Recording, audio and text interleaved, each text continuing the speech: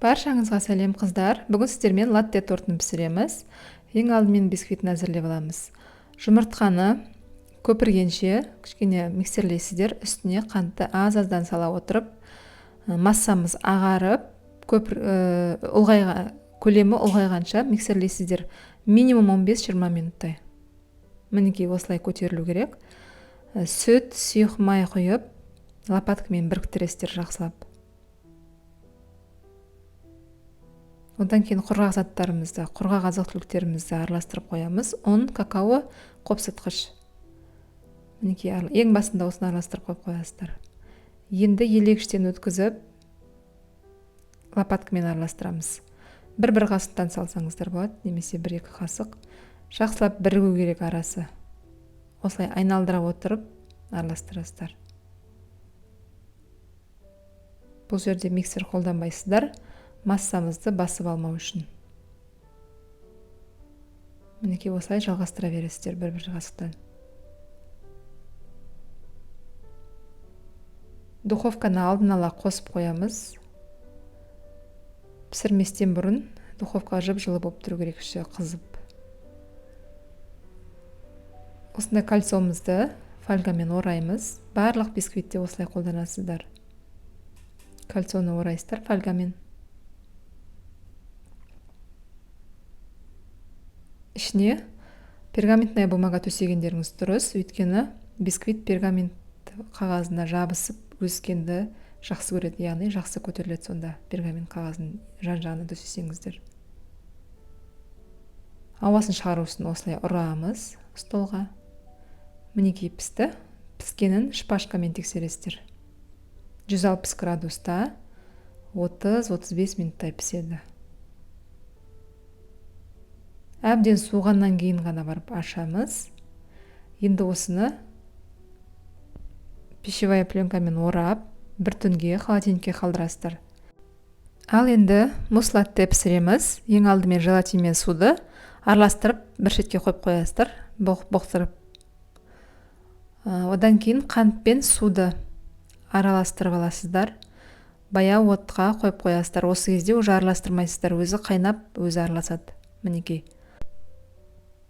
Екінші бір ыдысқа кофе, сливки, сары майды салып, бұны да отқа қоямыз, газға. Тоже баяу отқа қоясыздар. 60 градусқа дейін ерітесіздер оны. Осы массаны 60 градусқа дейін ерітесіздер, ұстайсыздар. Ал қантымыз янтарный цвет болғанға дейін газда ұстайсыздар. Күйдіріп алмаңыздар, баяу отта тұру керек, орташа отта. Мінекей уже қоңыр түске енді осы жерге жаңағы екінші массамызды аз-аздан саласыздар. Бір минут демалу беріңіз қантқа. Одан кейін 3-ке бөліп осылай араластырасыздар. 60 градусқа дейін қыздырдық екінші ыдысты. Өзі араласады, содан кейін барып қана қозғайсыздар. Мінекей біздің карамеліміз дайын. Осы карамель тез әрі жеңіл, қатты қиын емес. Пластмасс ыдысқа салып қоясыздар, құйып суығанша, басқа ыдысқа емес, пластмасс болу керек. Пластикке. Суығанша қалдырасыздар. Енді сливкидің өзін миксерлейміз, крем болғанға дейін.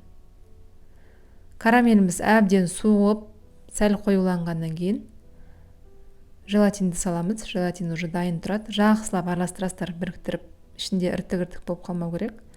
Одан кейін оны сливкиге құясыздар. Жақсылап араластырып, миксерлейміз, бір келкі масса болу үшін. Осы жерде ыдысқа салып, уже морозилькаға қатырамыз. Негізі мусс дайындайтын арнайы ыдыс бар. Біз жақта ол табылмады, сондықтан осындай менде тарелкаге қатырдым. Пищевая пленкамен жауып қоясыздар.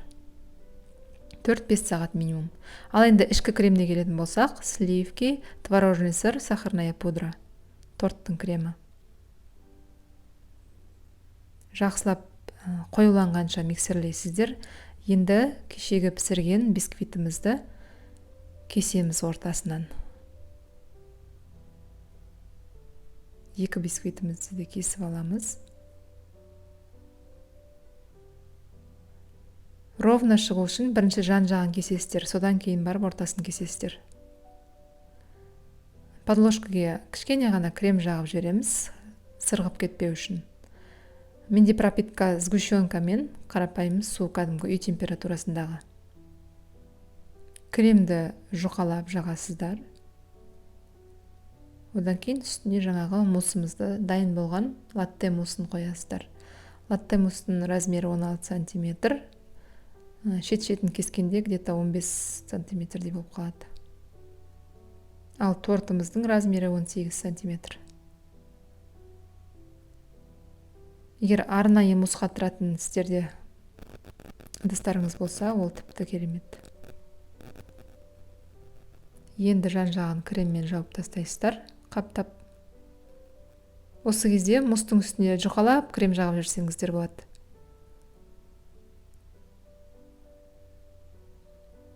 Кольцоға жинаймыз толғанға дейін. Екінші бисквиттің үстіне де пропитка жасайсыздар.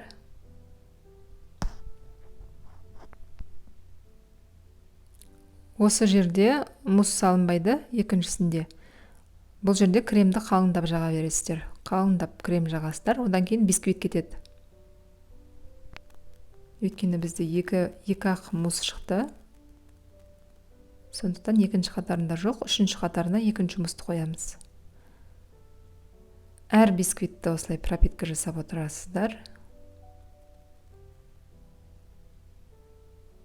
Мына жерде уже көріп тұрғандарыңыздай кольцоның несі бітті. Ары қарай уже бай жинау керек болады. Крем жағамыз жұқалап. Одан кейін мұз.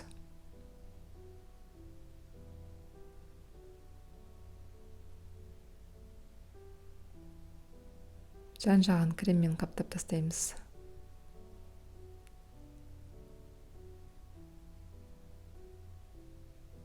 Мінекей тортымызды жинадық.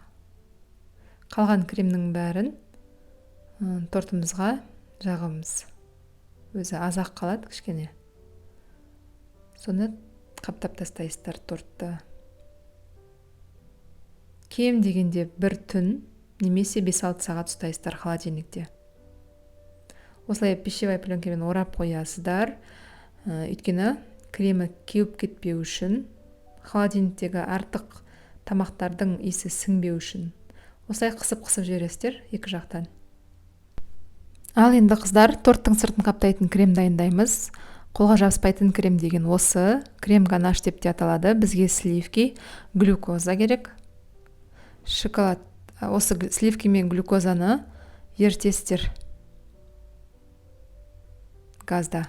Бая отта қатты қойып күйдіріп жүрмеңіздер. 60 градусқа дейін ерітеміз. Ал шоколадты микроволновкада ерітесіздер. Бір 30 секундқа қойып, ерітіп, араластырып, до конца ермесе тағы да қосымша ерітесіздер. Мінекей микроволновкада ерітіп алдым шоколадты. Менде бельгийский шоколад. Сіздер калибаут қолдансаңыздар болады. Ысып тұрған сливкимізді біріктіреміз. Жақсылап араластырасыздар. Араластырғаннан кейін сарымайды бетіне саламыз.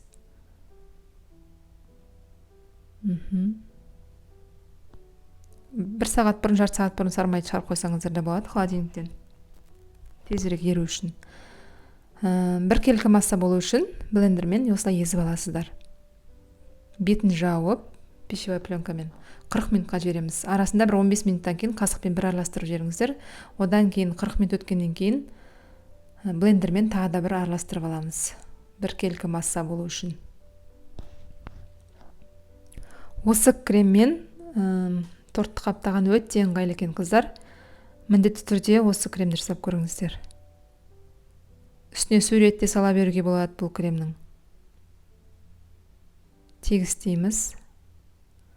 3-4-ке бөліп қаптайсыздар ғой, сразу бәрін салып жүрмеңіздер бетіне. Бірінші жартысын кішкене бөлігін салып, бір қаптап аласыздар. Торт салқын болғаннан кейін тортты бір түн холодильникте тұрды ғой. Осы тортты сыртын қаптамас бұрын морозилникке де салып алсаңыздар болады, жарты сағат, 1 сағатқа тортты. Сонда сіздермен жұмыс жасауға оңай болады, сыртын қаптауға. мінекей бір қаптап аласыздар бірінші тортты.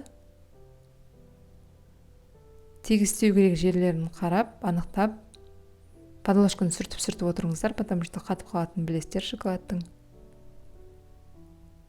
Екінші бөлігі кетті, тағы да бір қаптаймыз. Жетпей тұрған артық жерлеріне жағып жібересіздер. Осы крем былтырдан бері трендте жүр. Кез келген торттарды қаптауға өте ыңғайлы, сурет салуға болады.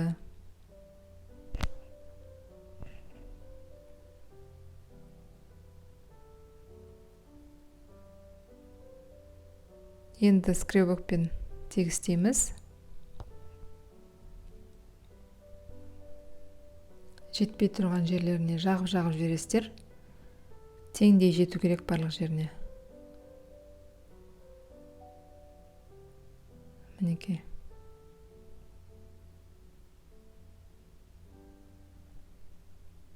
Соңғы этап, соңғы бөлігін салдым шоколадтың.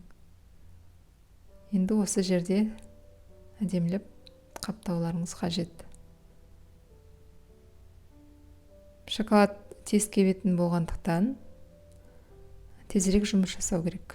Тез қимылдап жұмыс жасайсыздар. Өйткені шоколад кебе бастайды, қата бастайды.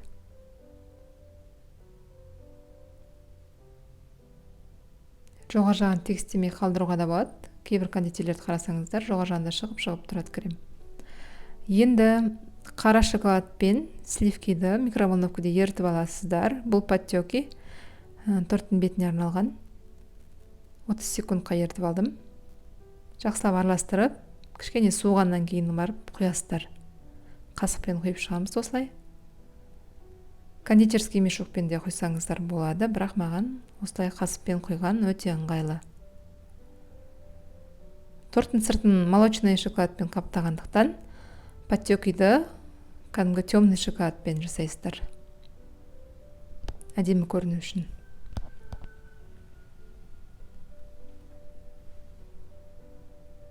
Мінекей тортымыз дайын болып қалды. Енді тортты әрлеуге алдыңғы сабақта сіздерге бергенімдей эскимомен әрлейсіздер, немесе өз қалауларыңыз. Осы вафлиді мен арнайы сатып алған жоқпын. Мороженый сатып алдым, мороженейдің ішін алып тастадым да, сыртын қолдандым. Арнайы вафлилерді сатып алсаңыздар, тым артық болып кетуі мүмкін. Сондықтан мороженый алған өте ыңғайлы. Мінекей дайын қыздар. Сіздер де жасап көріңіздер. Дәмі енді айтып жеткізе алмаймын. Қонақтарымның бәріне ұнады, мақтады.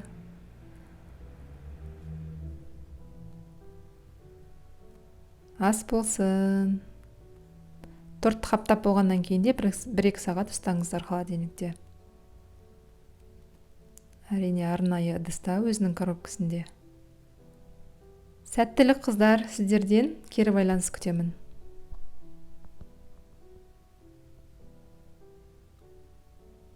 Өте нәзік торт. Түрі де ерекше.